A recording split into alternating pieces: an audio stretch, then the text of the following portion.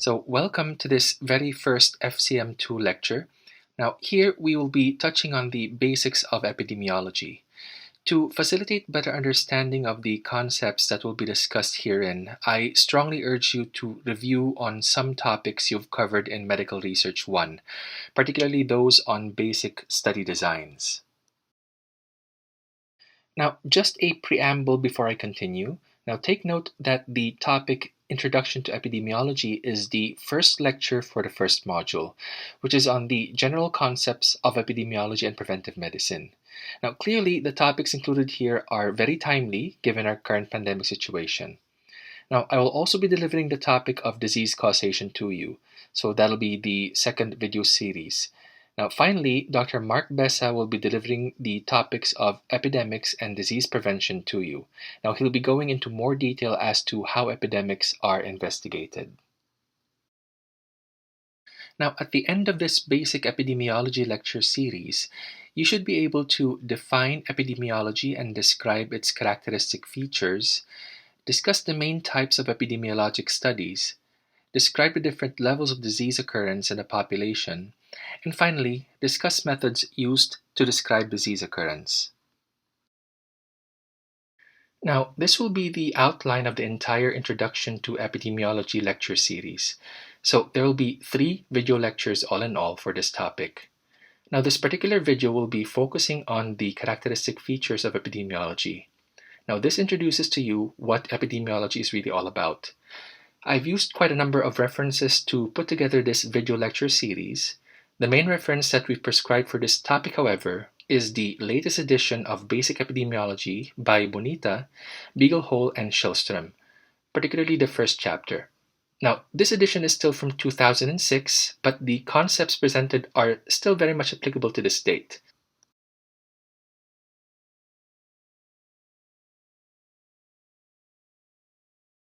Now, the word epidemiology is derived from the Greek words epi, or upon, demos, or people, and logos, or study. Now, as the etymology implies, those involving themselves in epidemiology are interested in looking for factors that would help explain to them certain phenomena occurring in the population at large. So, to put this definition more into context, we elaborate by saying that epidemiology is a study of the frequency, distribution, and determinants of disease, as well as health-related states and events in a particular population of interest. Now, the epidemiologist takes all of this information and applies it so that disease can be prevented, controlled, and mitigated. Now, let's take this current pandemic situation. We already have daily data on frequency and distribution that is presented to us by the DOH, and with the current knowledge that we have acquired so far about this novel coronavirus, we know now that the elderly and those with comorbidities are particularly at risk for developing severe COVID-19 disease. Now, we also know that the spread of the virus can be prevented if we stay indoors at home as much as possible and prevent any unnecessary travel. And if there's a need to do so, always wear masks and face shields when outdoors. Avoid crowding as much as possible. Observe proper hand hygiene.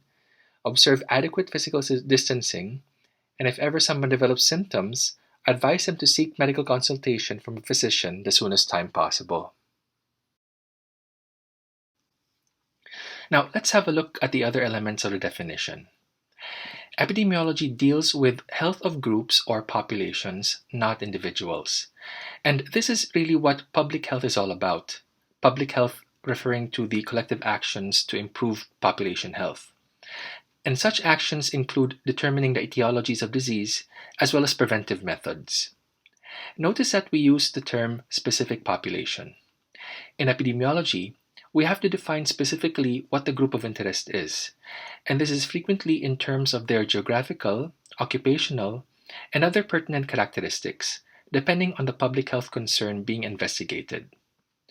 The distribution of disease in the population is also of utmost interest in epidemiology. And by this distribution, it means we want to know its occurrence in terms of person, place, and time. And take note as well that disease is not the only health-related state that offers itself to investigation. Now, depending on the situation, other health-related states would be measured. And finally, epidemiologists need to know if there are certain factors in a particular population that puts them at a higher chance of developing a change in health state.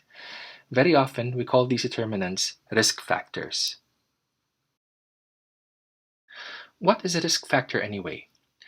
According to Last, in the Dictionary of Epidemiology he authored, see references at the end of the video, a risk factor is an aspect of personal behavior or lifestyle, environmental exposure, inborn or inherited characteristic, which, on the basis of epidemiological evidence, is known to be associated with a health-related condition, considered important to prevent. Now note the key words that are color-coded. Basically, the amount of risk a particular individual has to developing a particular medical condition could be genetic, something he or she has no control over. The environment he or she is in can also be a risk factor. Let's say someone is living in an area with high particulate matter content in the air. That can put that person at risk for certain chronic respiratory diseases.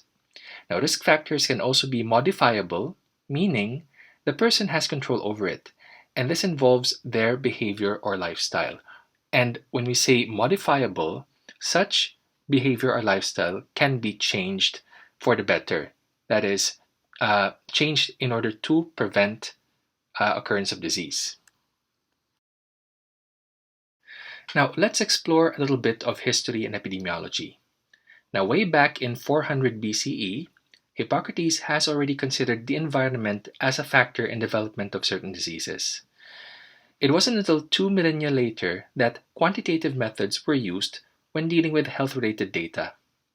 Per historical records, John Grant, an English statistician, spearheaded this practice. It was still quite simple back then, involving the presentation of count data in tabular form only. Nonetheless, Grant laid the foundations for modern demography. Now, analytical use of data wasn't until 2 centuries later. By taking a closer look at the distribution of cholera cases during the 1854 London cholera outbreak, as well as looking at the characteristics these cases had compared to non-cases, an English physician by the name of John Snow was able to determine that the etiology of cholera was actually bacteria in the water, and not because of something airborne. This marked the formal beginnings of the field of epidemiology, alluding to its definition earlier in this video. Now, by mapping the cholera-related deaths that occurred, John Snow was able to zero in on a particular water pump along Broad Street. Apparently, these cholera-related deaths would regularly get their water from said water pump. Now, by doing further investigation, Dr. Snow found that the cholera cases were high in areas of London supplied by 2 waterworks companies, namely Southwark and Vauxhall, and Lambeth. Now, these 2 companies sourced their water from the polluted part of the Thames River. Now, using census data from 1851 and the number of cholera-related deaths observed in the 2 respective areas subserved by these 2 companies, Dr. Snow was able to compute the respective death rates per 1,000 population.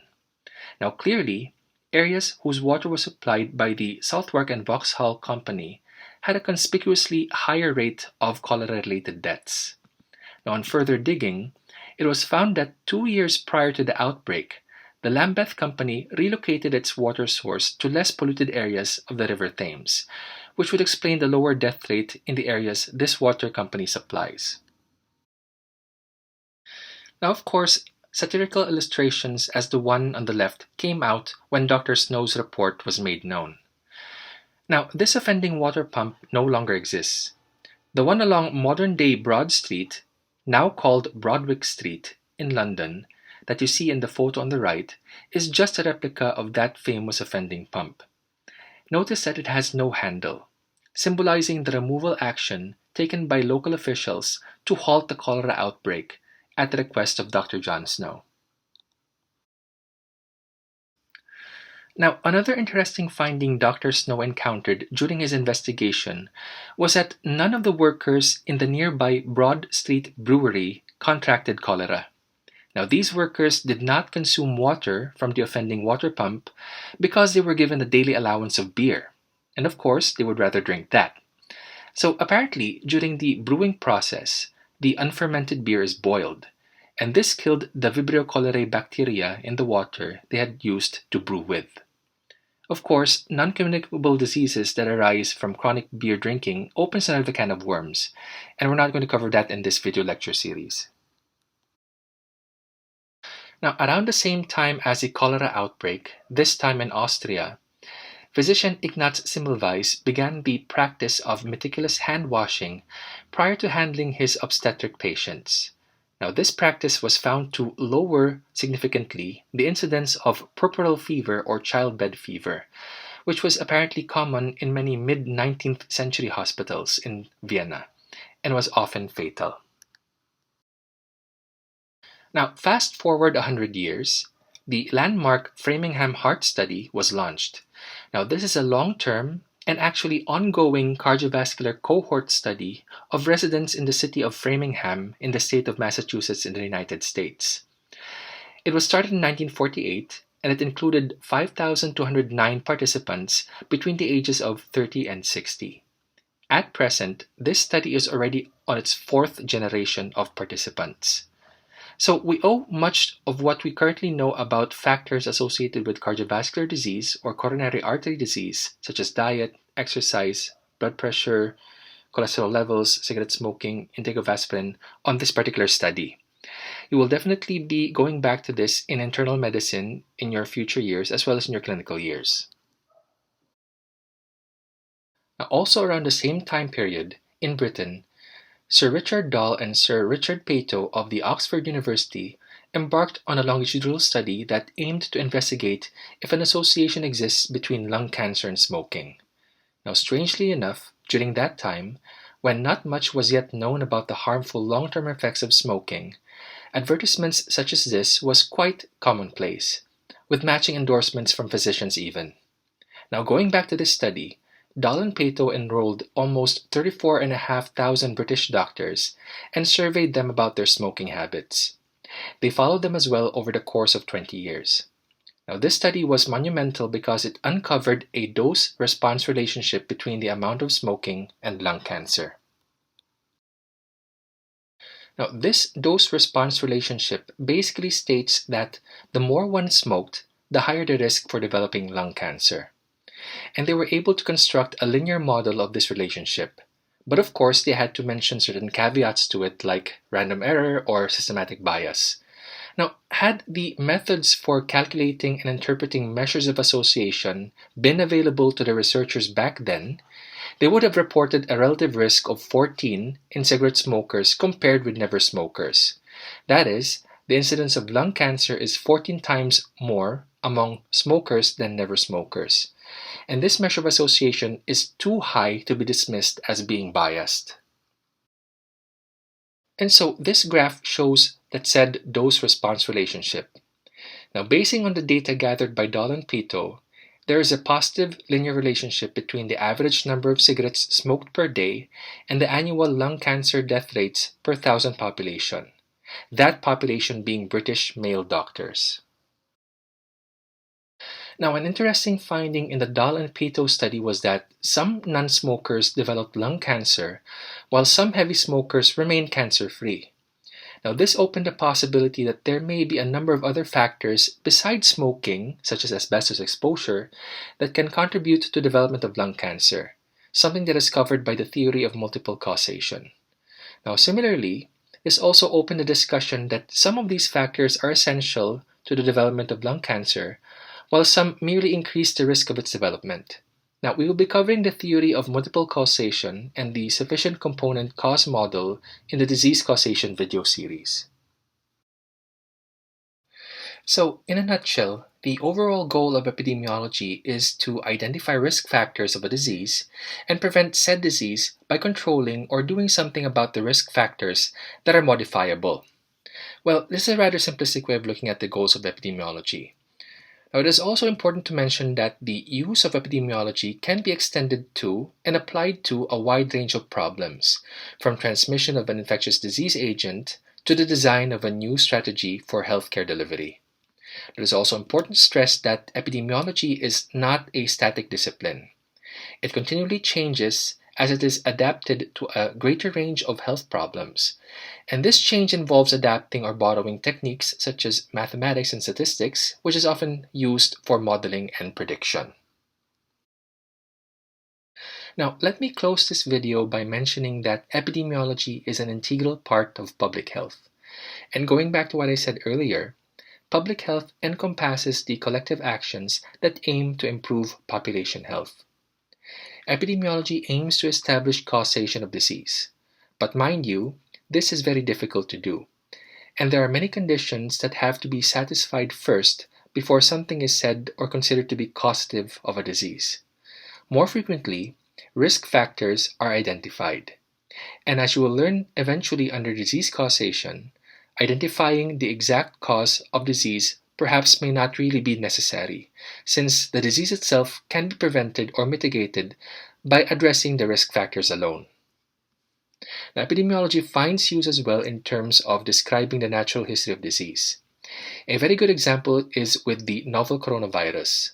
Now, by taking care of COVID-19 patients, physicians were able to describe the different stages of COVID-19. Now, epidemiology is likewise often used to describe the health status of a population. By knowing what the burden of disease is, limited resources can be allotted prudently in such a way that the best possible effect can be obtained. And lastly, epidemiology is used to evaluate how well a public health intervention, or any medical intervention for that matter, has performed in terms of restoring health, preventing disability, and improving quality of life.